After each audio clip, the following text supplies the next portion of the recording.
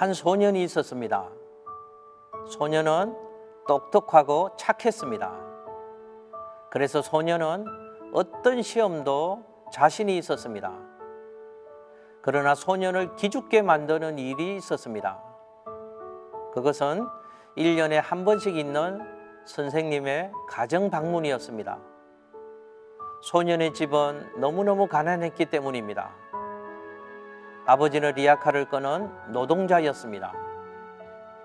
소년은 매일 저녁 땀에 젖어 들어오시는 아버지의 등에 시원한 물을 부어드리는 일을 도맡아 했습니다. 그러면 아버지는 늘 시원해 라고 하시며 즐거워하셨습니다. 소년은 항상 수고하시는 아버지를 자랑스럽게 여겼습니다.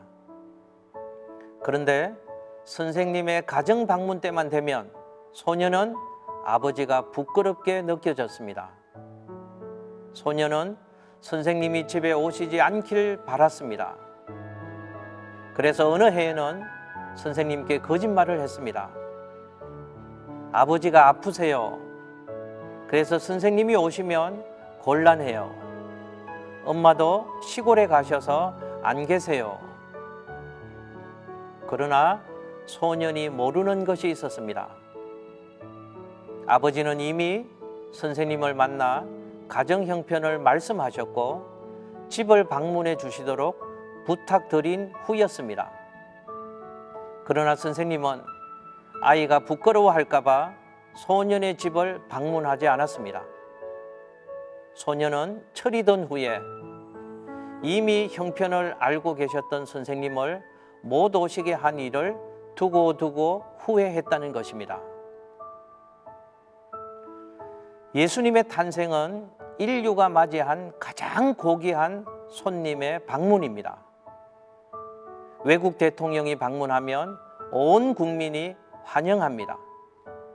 길가에 나가 그 나라의 국기를 흔들면서 환영하기도 합니다. 손님을 반갑게 맞이하는 것은 기본적인 예의입니다. 그러므로 예수님이 탄생하셨을 때 그분을 열렬히 맞이하는 것은 너무도 당연했습니다. 게다가 그분은 하나님이 오래전부터 약속하신 메시아셨고 유대인들은 그분이 오시기를 수백 년 동안 기다려왔습니다. 그러므로 버선발로 달려나가 기뻐하면서 맞이해야만 했습니다. 예수님은 영원히 그분의 백성과 함께 하시기 위해서 오신 것입니다.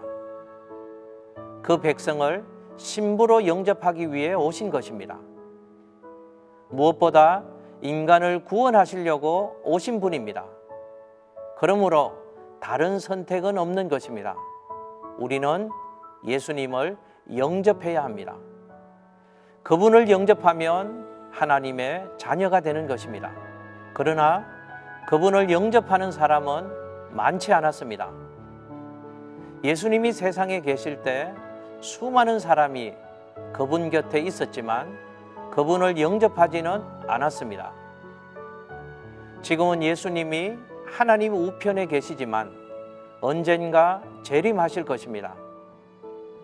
하나님의 자녀만이 그때 예수님을 기쁘게 영접하게 될 것입니다.